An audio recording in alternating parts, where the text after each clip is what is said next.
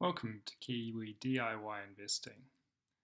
This is going to be a series of videos where I'll show you how to invest in the New Zealand share market and other ways to get more out of your savings.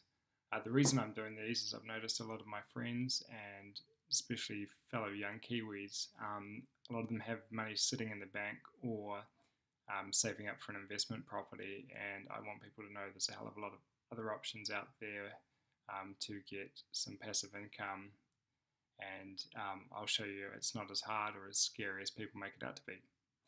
One of the questions I'm often asked at parties is, how do you do it? Like, my parents got burned in the 80s by the share market crash. I'm too scared to touch it. How would I even know what to look at? So I'm going to take you through the process today, and over the course of multiple videos, I'll take you through some share ideas and also things I look for when making investment decisions.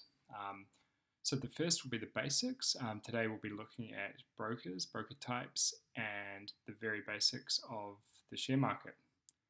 So there's two types of brokers in New Zealand. The first are full service brokers. These are the likes of First New Zealand Capital, Forsyth Barr and Craigs. These do exactly what it says on the box. So they give you service. You've got an individual portfolio that a portfolio manager will make for you. Or they'll advise you based on your financial position which shares or bonds or other investments they recommend you make. They'll give you research on the companies, and the downside of this is that it's a lot more expensive.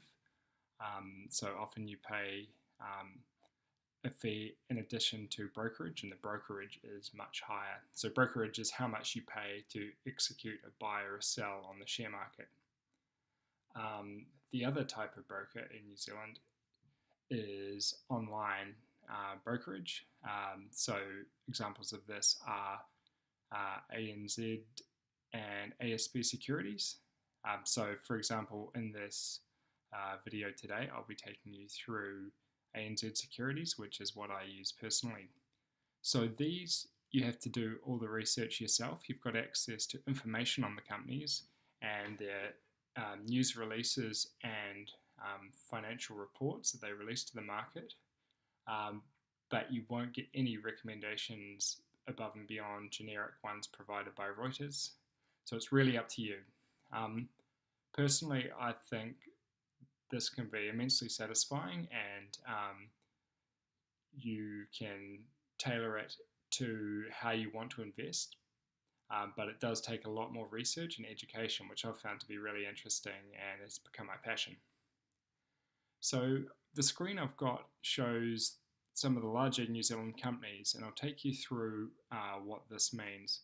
So down the left-hand side is the company names. You recognise quite a few of them there. The code is a 3-letter code, which every share on the New Zealand Stock Exchange has. It's just a unique way of identifying them, and people often refer to that as the ticker code. The change represents, in the hours of trading, has the share price gone up or gone down or stayed flat compared to where it finished at the previous day. So I think the hours of trading in New Zealand are 10 in the morning until 5 at night. So at 5 at night, did these ones finish above where they started off? So for example, Auckland Airport was up. You can see the green arrow. It was up 4 cents, which represents 0.6%. Going down, AMP was down 7 cents or 1.8%. So instantly you can see that the share market moves a lot more. You get the individual volatility a lot more than you do on your savings account. So at the moment, interest rates are about 2% on savings account, often a lot less, whereas most of these examples you're getting movements of close to that within a day. But don't let that scare you. So the last is the price it finished on at 5 o'clock, or the one closest to 5 o'clock. The value represents how much value of shares was traded during the day. So that would be the price that someone bought at times the number of shares they bought. So you can see A2 Milk had $11.1 million worth of shares traded in a single day. That represent 1.060 million individual shares. Market cap, so that's short for market capitalization, and that's an indicator of the size of the company. So to calculate that, you take the last share price and times it by the number of shares issued. So that's effectively a crude way of saying how much would it cost to buy the entire company if someone was selling it at the same price as the most recent trade. So from this, you can see that the biggest share listed on the New Zealand Stock Exchange is Westpac with $109 billion market cap.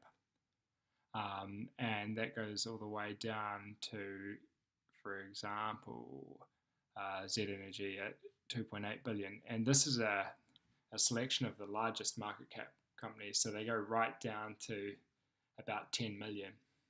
So my investment style is to go for the smaller end of the market. My philosophy is that there's a lot of smart analysts covering the larger companies, but they tend to ignore the smaller ones because there's not enough interest, or if they were trying to buy shares in it, they'd move the price too much.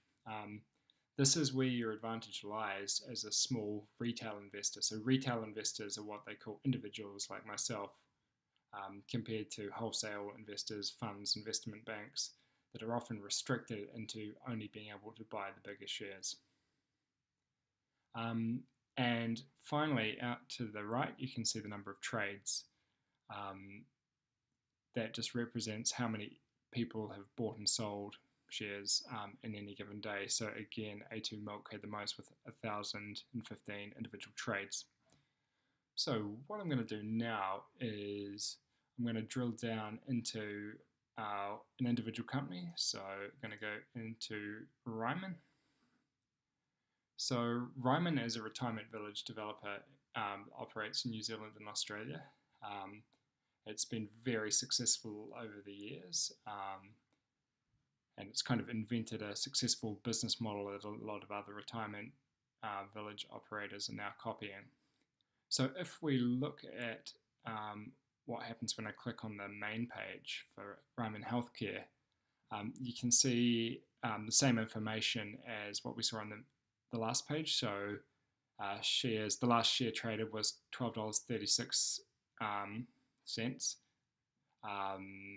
So the buy and the sell, which you can see in green and red, that is what someone is willing to buy it for and what someone is willing to sell it for at the close of the market for the day.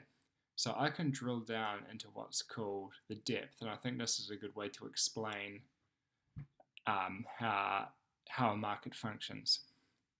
So if I wanted to buy Ryman Healthcare, I can see here in the red ask column is that the lowest price that someone's willing to sell it for is $12.36, whereas the highest someone's put a bid to buy is $12.27. So there's a bit of a gap there. So if I wanted to buy shares in it, I can either choose to put in a bid lower than the ask price and hope someone sells to me, or I can purchase on market. So that would be purchasing at $12.36. Similarly, if I sell, I could choose to sell to the highest bidder. So in this example, it would be selling at $12.27, or I could place my order anywhere. So I could put it at $12.35 if I wanted to be at the front of the queue, or if I thought I want to sell it but I want it to move up a little bit first, I could put it at $12.70, and it would sit towards the bottom of the queue, and you'd have to have a lot of purchases made before it came to you. I can go into this a bit more if I click here. So this is me putting in a buy order. I'm not actually going to do it, but I could say, so you can either click here to buy at the current sell price, which was the $12.36, or I can type in what I thought, so for example $12.70, and then you can either do it until the end of the day, until it's cancelled, or until a specified date. So that's how long your bid will last. So you might forget about it at the end of the day. It will still be sitting there until it cancels, and I think they automatically cancel after about 10 days. So going back, just refresh here. Other things to look at, you can just see how high it went in the day, how low. Now, if I click on details, this shows a lot more information on Ryman Healthcare. So there are 500 million shares on issue, so it's easy to calculate the number of shares times the the last traded price, which is $12.36, equals the market capitalization of 6.18 billion. So earnings per share, this shows the amount of net profit after tax that Ryman made in the most recent reported financial period per share issued. So it's another way of saying, okay, so we know there's 500 million shares. Each of those shares, Ryman was able to produce 77.64 cents. And you can then go in, another way of looking at it is what's called the price to earnings ratio. So this is a way of calculating whether stocks are cheap or expensive. It's not a flawless method, but it's a good way of comparing different companies within the same sector and to see whether the market is historically expensive or cheap. So you calculate this by taking the most recent traded price, so in this example, $12.36, divide it by the number of earnings per share, which is 77.64, and the sum of that is 15.92. So it can be used for benchmarking. I'd say 15 is about average. So that says that if Ryman were to continue to earn exactly what it earned in the most recent financial year, and no more shares were issued, then it would take 15, nearly 16 years for it to earn enough per share to pay you back the money you've invested. Usually certain industries are lower and certain industries are higher based on how those industries operate. For example, utility companies, power companies, stuff like that, they usually have low PEs because there's not much chance for future growth. It's not like at the moment there's a huge increasing demand for electricity. There might be in the future, but for now they have fairly stable revenue. So there's not going to be revenue growth and growth in future dividends or earnings per share. So the market isn't willing to pay a premium for those type of companies. At the other end of the scale, tech companies and biotechs, new and exciting ones that have just turned a profit, people are willing to pay PE ratios of 30, 40, 50, 60 because they think in the future the earnings per share, will continue to grow and grow and grow. And as a result, they're willing to sacrifice a little bit now and pay a higher price in the hope that the company will grow its net profit after tax and it'll be worth more in the future. NTA per share, the next one down, that shows the net tangible assets that the company has per share. So for every $12.36 you pay for a Ryman Healthcare share, sitting behind that is $3.83.96 of actual tangible assets. So they can be, in the example of Ryman, it's probably buildings, cash, property, plant and equipment, stuff like that, land. So if they would have a fire sale and theoretically have to liquidate everything quickly, approximately $3.83 could be recovered just through selling the physical assets. Dividend per share. So at the end of a financial period, if a company's made a net profit after tax, then the directors can decide whether they want to return some of that money to the shareholders. That's called a dividend. So they can return the entire amount they've made, or they can return some of it, or they can return none of it. So they have a choice of what they do with the profits. They can either reinvest it in the company and not pay it in dividend, if they think that they're able to use that money to create growth in the future. So, for example, in Ryman's case, they might use that money to develop another retirement village or purchase some new land, which they could future develop more retirement villages on.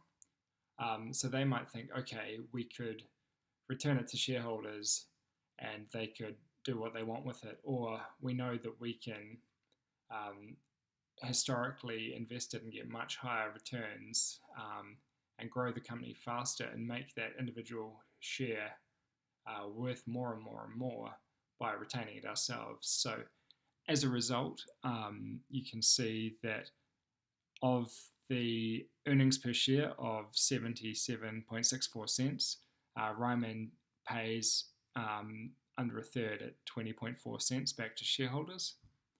And that's what's called a dividend yield that's the share dividend per share divided by the share price. So it's kind of a way of comparing it with with an interest rate. So if the share price wasn't to move, you'd get an interest effectively of 1.65%. The reality is that share prices move on a daily basis, and also the amount of dividends usually changes year after year depending on how successful the company is. If the company's having a tough year, they might not pay dividends. If they make a loss, they're very unlikely to pay dividends. They have a great year, they'll increase the dividend. Other information here is the 1 week high or low. You can just see how much the share price has moved in the last week. You can see it 4 week, 26 week, and 52 weeks. It's best visualized on the chart function. So this shows, by default, it will show the last 2 years. So 2 years ago, the share price was sitting around, say, $9.25, and it's initially it went down and it flattened out a bit. Now it started to head in the right direction again and is above $12, as we saw in the screen. You can do change it to 5 years to look a longer term view, and it's done even better. So it's gone from 7 up until 12. So that's significantly exceeded the amount you would have got having it sitting in the bank. And on top of that, you would have got dividends. But it doesn't always work like that. There's examples of companies that have destroyed shareholder wealth by making poor decisions. And hopefully through these videos, you'll be able to learn a few tips and tricks to avoid these bad companies and preserve your capital and not take any silly risks. This concludes the first video. I hope you've enjoyed it, and I welcome any feedback in the comments section. Thanks.